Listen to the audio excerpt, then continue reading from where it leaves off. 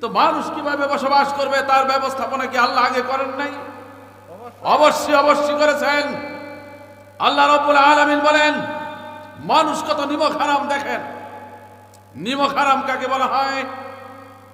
আমি আপনার খাই, আপনার পরি, আপনার বাড়িতে ঘুমাই, আপনার সঙ্গেই আপনার কথাগুলোকে অমান্য করি, আপনার খাই, আপনার পরি, আপনার বাড়িতে থেকে আপনার কথাগুলোকে অমান্য করি, এটাকে বলা হয় নিমক হারাম। ঠিক না? মানুষ তাই করতেছে। আল্লাহ বলেন, আল্লাযী জাআলা লাকুমুল আরদা ফিরাশা, হে পৃথিবীর মানুষ, আমি তোমাদের জন্য জমিনকে সুন্দর বিছানা বানিয়ে দিয়েছি। বিছানার ন্যায় জমিনকে বানাইলাম। জাআলা লাকুমুল আরদা ফিরাশা, বিছানার ন্যায় জমিনকে বানিয়ে দিয়েছি। ওয়াস সামাআ বিনাআ, আকাশকে বানিয়ে দিয়েছি তোমাদের জন্য ছাদ।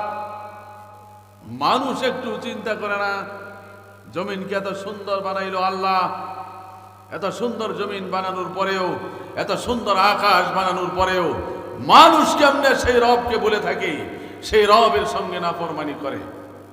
আল্লাহ তাবারক ওয়া তাআলা আরো বলেন, এ পর্যন্তই মানুষ শেষ নয়। ওয়া আনজালা মিনাস সামাই মা'আন ফাআখরাজা বিহি মিনাস সামারাতি রিজকাল লাকুম। ও পৃথিবীর মানুষ, জেনে রাখো যে আমি আকাশ থেকে বৃষ্টি বর্ষণ করে, আকাশ থেকে বৃষ্টি বর্ষণ করে তোমাদের জন্য। হ্যালো বাবা, কি অবস্থা বাবা?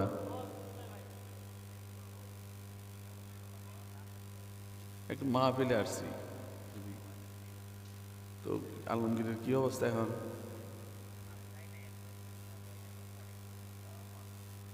আচ্ছা, হ্যাঁ, আচ্ছা।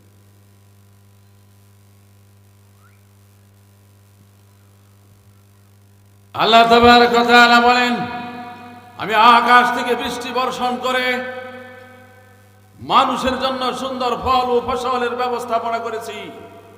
আরে মানুষ, চিন্তা করেছো? তুমি মনে করেছো আমি জমিনে ফসল ফলাই আর ফসল হয়ে যায়, এমনি এমনি হয়ে যায়? না, আল্লাহ সূর্যের আলো দিয়া, চন্দ্রের আলো দিয়া আমার আপনার জন্য সুন্দর ব্যবস্থা করেছেন ফল ও ফসলের। আকাশ থেকে বৃষ্টি বর্ষণ করলেন। আকাশ থেকে বৃষ্টি বর্ষণ করে নাই, শুধু জমির নিচ থেকেও পানি উঠিয়ে মানুষ রিজিকের ব্যবস্থাপনা করছে। এ সমস্ত কে দিয়েছেন? আল্লাহ রাব্বুল আলামিন সমস্ত ব্যবস্থাপনা দিয়েছেন। ভাইরা আমার, বন্ধুরা আমার, আমরা কেমন করে সেই রবকে ভুলে গেলাম? কেমন করে সেই রবকে আমি আপনি ভুলে রইলাম? কেমন করে রবকে ভুলে যাই? কেমন করে সেই রবের সঙ্গে নাফরমানি করি? এটা কি করে সম্ভব? আল্লাহ তো আকাশ ভেঙে দেয় নাই, আকাশ ভেঙে আমাদের উপরে চাপা দেয় নাই। আল্লাহ তো জমিনকে ডাবিয়ে দেয় নাই। এমন কোন গজব তো আল্লাহ আমাদের উপরে দেয় নাই। এমন কোন গজব আল্লাহ আমাদেরকে দেয় নাই যে বৃষ্টি নাই, একটি বৎসর যাবৎ বৃষ্টি নাই, দুনিয়ার জমিনে ফসল নাই। এমন কোন ব্যবস্থা তো আল্লাহ করে নাই। এত নাফরমানি করছি, তারপরে আল্লাহ তাবারক ওয়া তাআলা আমাদেরকে যথাযথ দুনিয়ার জমিনে নিয়ামতে ভরপুর করে দিয়েছেন। কোন নিয়ামতের অভাব নেই। সময় উপযোগী নিয়ামত আল্লাহ আমাদের জন্য দিয়েছেন। ওরে মানুষ, গাছের মাথা কেটে তোমাকে খাওয়াচ্ছে আল্লাহ। গাছের মাথা কেটে কেটে তোমাকে খাওয়াচ্ছে, মজার নিয়ামত খাওয়াচ্ছে। খেজুরের রস গাছের মাথা কেটে কেটে, প্রত্যহ গাছের মাথা কাটা হয়, তারপর সেখান থেকে রস বেরিয়ে আসে।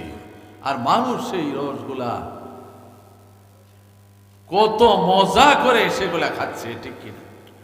পৃথিবীর মানুষ কেমনে নাফরমানি করো, সেই রবের সঙ্গে কেমনে নাফরমানি করো।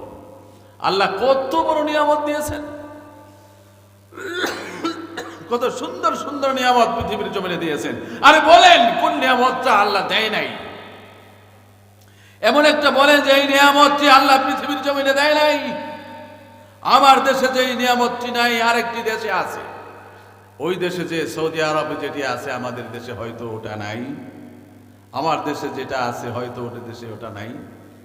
আর এমন বর্তমানে এমন কোনো কিছুই নাই যে কোনো রাষ্ট্রে নাই।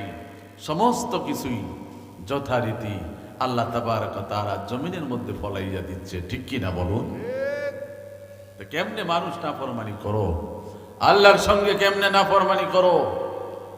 মসজিদ নির্মাণ করুন, মসজিদকে আবাদ করুন, মসজিদ নির্মাণ করুন, মসজিদকে আবাদ করুন। এই মসজিদ হবে আমার আপনার জন্য কিয়ামতের ময়দানে নাজাতের জরিয়া। শুধু মসজিদ নির্মাণ করবেন, আবাদ করবেন না, মসজিদ বদদোয়া করবে আল্লাহর কাছে। যেমনটি নির্মাণ করা জরুরি তেমনটি আবাদ করাও জরুরি।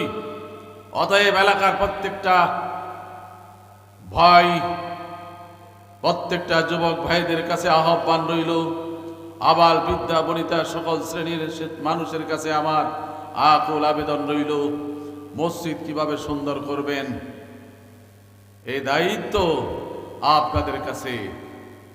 শুধু মানুষের কাছে হাত পাতবো এটাই নয়, আগে নিজেদেরকে এই দায়িত্ব গ্রহণ করতে হবে। তারপর যখন একেবারে কুলিয়ে উঠতে পারি না তখন তো আরেকজনের কাছে বলবো মসজিদের কাজ বাকি রয়েছে, যদি পারেন কিছু সহযোগিতা করুন মসজিদের জন্য। আরে ভাই, মসজিদের জন্য টাকা ব্যয় করলে, অর্থ ব্যয় করলে, এটা তো আপনার ব্যাংকে জমা ব্যালেন্স হলো আপনার। এটা মনে করবেন না আপনি এটা আপনার শেষ হয়ে গেল, এটা শেষ নয়, এটা আপনার ব্যালেন্স। আপনি ব্যাংকে জমা রাখলেন, দুনিয়ার জমিনে যেরকম ব্যাংকে টাকা জমা রাখেন বাড়তে থাকে, এই মসজিদের জন্য টাকা ব্যয় করলে, মাদ্রাসার জন্য টাকা ব্যয় করলে এটা আপনার ব্যালেন্স হলো। পরকালের জিন্দেগিতে আপনি এটা এত বেশি পরিমাণে আল্লাহ দিবে, আপনি সেটা কল্পনাই করতে পারবেন না। আলহামদুলিল্লাহ মুহতারাম হাজিরিন, তাই সকলের কাছে আমার আকুল আবেদন রইল, আজকে মসজিদের জন্য টাকা ব্যয় করে যাবেন। মসজিদের অনেক কাজ বাকি। এমন কোন মসজিদ এখন দেখি না যে এই মসজিদে টাইলস নাই। আপনাদের মসজিদে এসে দেখলাম টাইলস নাই। তারপরেও আপনারা উন্নতি করেছেন, টিনের ঘর থেকে পাকা ঘরে আপনারা পৌঁছেছেন। আপনাদের সহযোগিতাই হয়েছে, আপনাদের মুজাহিদার কারণেই হয়েছে। আপনাদেরকে ধন্যবাদ জানাই। আপনারা এই পর্যন্ত অগ্রসর হয়েছেন, আপনাদেরকে অসংখ্য ধন্যবাদ। আরো ডেভেলপ হবেন, মসজিদকে টাইলস করবেন। আল্লাহ তাবারক ওয়া তাআলা অর্থ দিয়েছে, সম্পদ দিয়েছে, তা আল্লাহর রাস্তায় মৃত্যুর আগ পর্যন্ত ব্যয় করবেন। ওয়া আনফিকু মিম্মা রাযাকনাহুম সিররান ওয়া আলানিয়া, যে রুজি তোমাকে দিয়েছি এর থেকে কিছু কিছু আল্লাহর রাস্তায় গোপনে বা প্রকাশ্যে দান করবে। করে আল্লাহু আকবার। আল্লাহ তাবারক ওয়া তাআলা নির্দেশ দিয়েছেন, শুধু একদিন দেওয়ার জন্য বলে নাই। যে পর্যন্ত আল্লাহ রুজি দিয়েছে ওই পর্যন্তই আপনি আল্লাহর রাস্তায় ব্যয় করতে থাকবেন। ইনশাআল্লাহ আমরা সকলেই আল্লাহর রাস্তায় ব্যয় করব, আল্লাহর ঘরের জন্য ব্যয় করব, মাদ্রাসার জন্য ব্যয় করব। আল্লাহ আমাদের রুজি রোজগারের মধ্যে বরকত দেবে। কোন আলহামদুলিল্লাহ। আল্লাহ রুজি রোজগারের ব্যবস্থা করেন কে? রুজি রোজগারের ব্যবস্থা করেন কে? আল্লাহ ব্যবস্থা করবেন। যত বেশি বেশি আল্লাহর রাস্তা ব্যয় করব তত বেশি বেশি আল্লাহ আমাদের রুজি রোজগারের মধ্যে বরকত দেবেন। মুহতারাম হাজিরিন, আমি তো আপনারা বানিয়েছেন আমাকে সভাপতি। আসলে কি আমি সভাপতির কোনো যোগ্য ব্যক্তি? একটা বানায় রাখছেন হয়তো।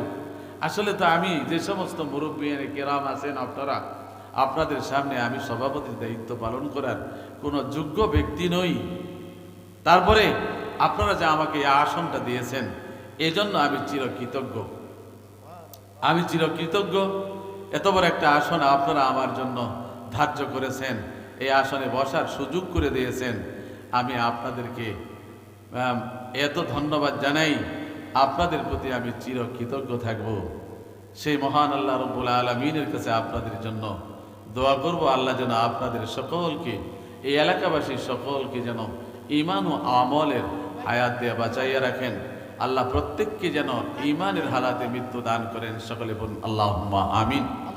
মোহতারাম হাজিরিন, ওলামা হযরত আসছেন, এখন আর লম্বা কোনো সময় নয়। আমি আর আপনাদের বিরক্ত করতে চাই না। আপনাদের এই মসজিদের যিনি সম্মানিত খতিব পেশ ইমাম, আমার অত্যন্ত প্রিয় মানুষ, আমার অত্যন্ত ভালোবাসার মানুষ, উনি অত্যন্ত ভালোবাসেন আমাকে, আমিও ভালোবাসি। আপনারা একজন ভালো মানুষ পেয়েছেন। সামনাসামনি প্রশংসা করা ঠিক না, নইলে আধা ঘন্টা প্রশংসাই কইরা লইতাম আর কি, ঠিক কিনা? আধা ঘন্টা প্রশংসাই কইরা লইতাম, থাকিয়া এত প্রশংসা সামনাসামনি। ভালো মানুষ, অত্যন্ত একজন ভালো মানুষ আপনারা পেয়েছেন। অতটুকুন আমাদের সেই প্রিয় মানুষ জনাব হযরত মাওলানা মোহাম্মদ এহসানুল হক গরিপুরি সাহেব দামাত বারাকাতুহুমুল আলিয়া হযরত আপনাদের সামনে এখন কোরআন হাদিস থেকে মূল্যবান বয়ান পেশ করবেন। তারপরে আছেন আমাদের সখীপুরের আমার প্রিয় মানুষ জনাব হযরত মাওলানা কারি মাহমুদুল হাসান সাহেব। হুজুর কিছু সংক্ষিপ্ত আকারে বলবেন, তারপরে হযরতকে দিয়ে দিব। আমাদের প্রধান মুফাসসির যিনি, উনিও চলে আসছেন, ইতিমধ্যে আমাদের মাঝে উপস্থিত হয়েছেন, রেস্টে আছেন। আপনাদের বেশি কষ্ট দিব না, বেশি রাত্রি করব না, হ্যাঁ, যাতে করে আমরা সকাল সকাল চলে যেতে পারি। তবে শর্ত একটাই, না টেহা না দিয়ে কিন্তু একটা কাইক লড়বার দেব না।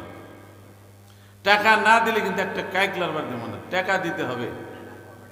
আছে নাও দিব, টেহা না দিলে কথার মধ্যে কথা একটাই, টেহা দিয়া হারলেই হারা যাবে। টাকা দিতে হবে ইনশাল্লাহ মসজিদের জন্য। টাকা না দিলে মসজিদ হবে না। এই মসজিদ হবে কিয়ামতের ময়দানে এই এলাকাবাসীর জন্য নাজাতের জরিয়া। এটা হাসতাম সানা, ঠিক কিনা? দিবেন তো ইনশাআল্লাহ? সকলেই দিবেন তো ইনশাআল্লাহ?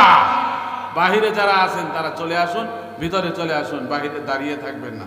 এখন আপনাদের সম্মুখে কোরআন হাদিস থেকে মূল্যবান বয়ান পেশ করবেন আমাদের মসজিদের সম্মানিত খতিব মাওলানা মোহাম্মদ এহসানুল হক গরিপুরি সাহেব। আসসালামু আলাইকুম ওয়া রাহমাতুল্লাহ।